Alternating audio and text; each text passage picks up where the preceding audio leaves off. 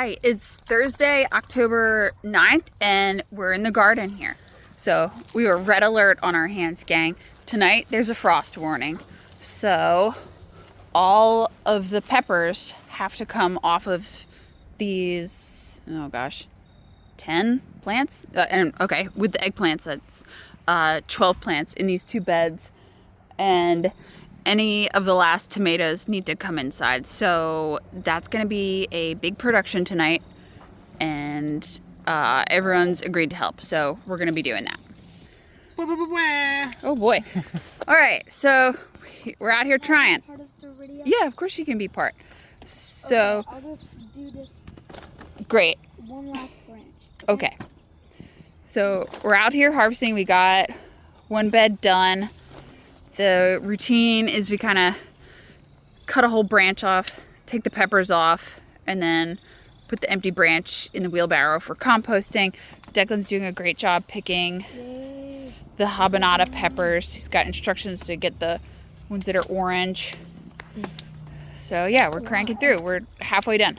So there's a truss of sun gold tomatoes, and they're making a beautiful gradient. All right, we finished these two beds. Got 3 bags going. We're trying to just get the rest of the tomatoes here. Almost done. Good girl, Bonk. So we finished harvesting, and with this we're up to 318 pounds. All right, so habanada peppers, which are kind of, they're weird to eat because it's the flavor of a habanero, but no heat. So all those beginning flavors that tell your body, like, oh, you're about, like, heat is coming, are happening, but then the heat never gets there. Lots of green tomatoes, the end of the sun gold and chocolate pear tomatoes over here. These are orange peppers, which unripe, it's just green bell peppers, snacka bells, pimentos. I think that's in that. This one is all padron peppers and poblano. Just a couple eggplants left over, shishito peppers, Jimmy Nardellos, and like the tomatoes. This is a harvest from, I don't know, last week or something. And like all of those started as green, and you just I lay them out so that they get some air circulation between them. And then once they turn ripe, Bonnie, you're not going outside right now. Once they turn ripe, I chop them up and add them to the freezer bag to deal with later. So dealing with all of this is going to be a future video. Yeah, but pretty pleased we got all this stuff off before the frost tonight, and what's left outside is, oh my gosh, Bonnie, come on. What's left outside is just the corn and the 2 different types of beans. All right. Okay, so I'm going to show you how to save seeds from tomatoes. And I have 3 varieties we're going to do today. So Hungarian Heart, and this is the second round of saving seeds for all of these, actually. So we're trying to get to a variety that does excellent on our property. So Hungarian Heart, Sart Relois, and some chocolate pear. And I got jars ready to go because you actually have to ferment these a little bit to get it all to work. So I've got some labeled jars to kind of keep track of things. So start with Sart Relois. So you want to open it and kind of get to where the seed pulp is. So like in here, that's the good stuff. And it definitely doesn't have to be perfectly clean. Like there's going to be that like jelly around the seeds, and that's what you're actually trying to ferment away. And like if you have other parts of the tomato in the mix, it also doesn't really matter. So I'm going to just try to get as many seeds as I can out of this one, which, I mean, even that's overkill because, oh, that one's all meat. like you really only need like one seed to grow a plant, and we're gonna get a lot more than that here. Okay, that's good. And all these little bits of tomato I'll eat because they're still good.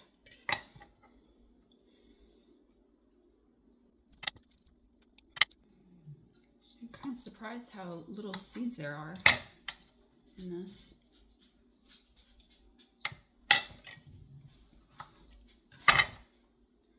I might be accidentally selecting for a variety that has few seeds, which will probably bite me in the butt later if this continues like this year after year.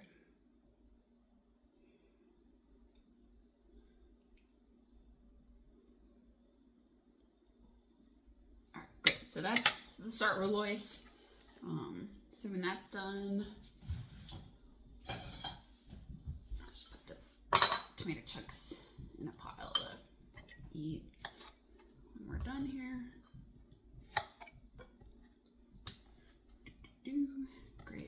Great. And then to be precise about this, or as precise as I'm willing to be, I try to get all the seeds of one type of tomato off the board before going to the next one. All right, so next let's do the Hungarian heart.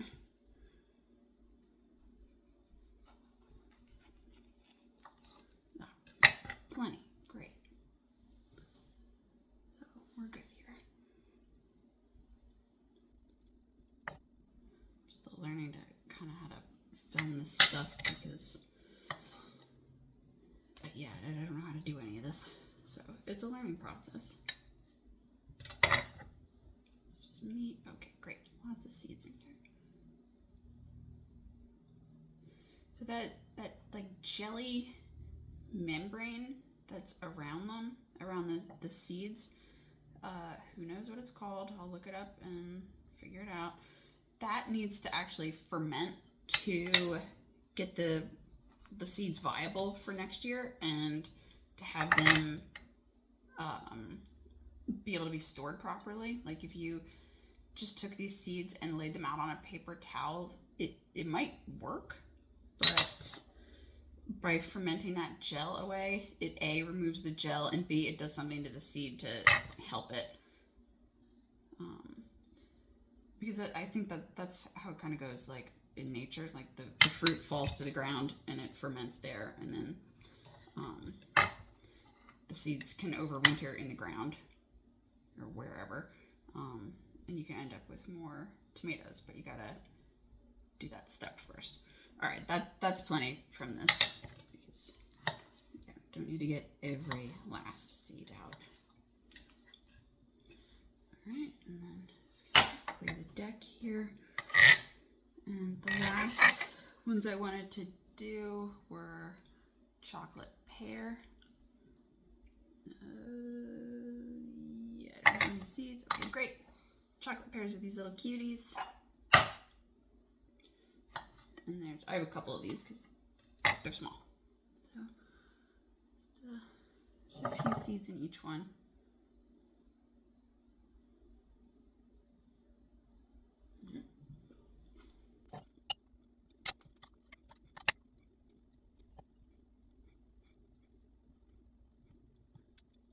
All right, great. So now that that's done, I'm gonna get the tomato goo off the outside of these because it's not as neat as I could have been. All right. So here's the jars. They each have the tomato pulp in them. Let me see if I can figure out what the angle is so you can see what I'm doing here. Okay, good. So I'm gonna add some water. If this happens to be filtered, I don't think it matters. So you're gonna put a little water into each one, and then because this is going to ferment, if you have any like bugs or anything in your house, they're gonna be real interested in it. So I just cover them with a piece of paper towel to try to prevent anything from flying in there.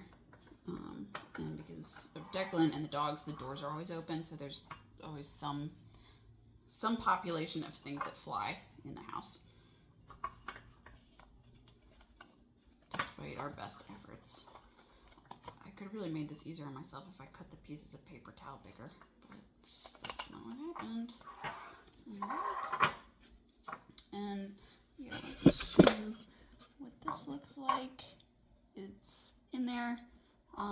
Every couple days you change the water, and like there's some obvious like pith in there that as the process moves along, I'll be able to reach in there and pull that out. Yeah, so in like 2 days or so, you change the water. It'll be obvious when the fermentation starts, and I'll try to remember to take video and show you that along the way. All right. All right, it's now Wednesday, and let's see, I started this last Friday, so what's that, 6 days? 5 days? So here's a Hungarian heart. Take the lid off. Fermentation's gone pretty great, and you can see that most of the stuff has like sunk to the bottom. Now we want to kind of rinse it and pour off the goo. And I can see it's mostly just tomato pulp that's coming off, not the seeds. And this will take a couple rounds.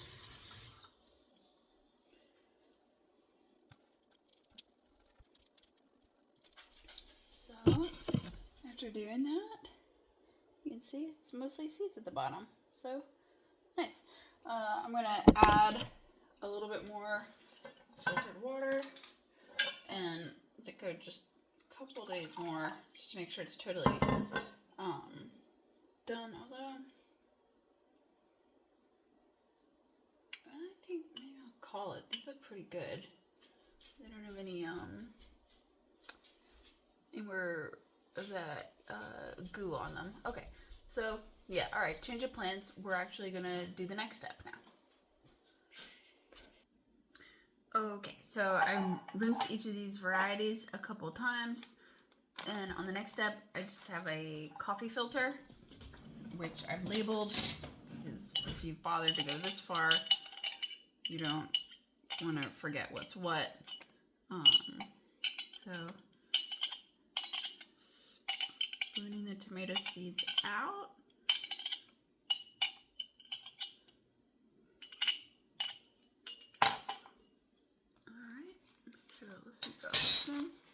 So,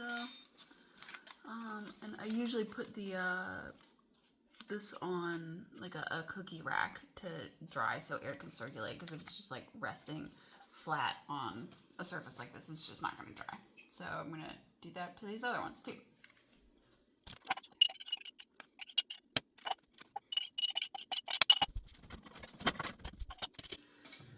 Alright, so cookie sheet, or cookie drying rack, and we'll let these dry for a couple days, and then once they're all totally dry, put them in a little baggie and store them for next year.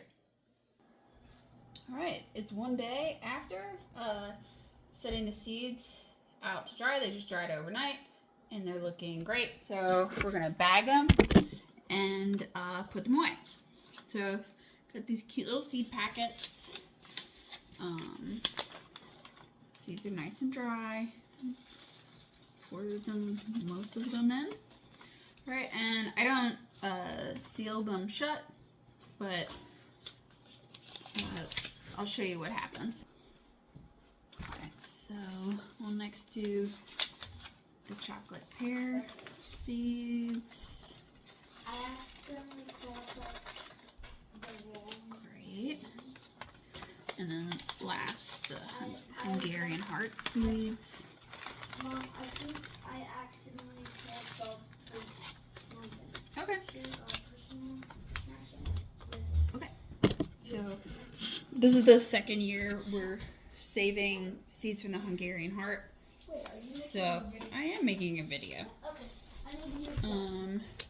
So this is the book where I keep all of our seeds.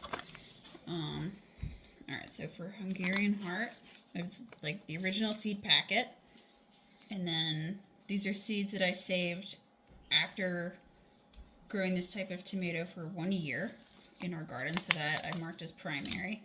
And then this one says Hungarian cart and the year, and has a secondary, so that means these seeds have been grown on our property for 2 years. Yeah, so we'll try to keep track of that. And here's the same story with the Sartre-Lois. And I guess last year, I don't know where the chocolate pear packet is, but that's fine. It can just go into the slot here if I can figure that out, how to do that with one hand. Here we go. Great. All right. All ready for next year.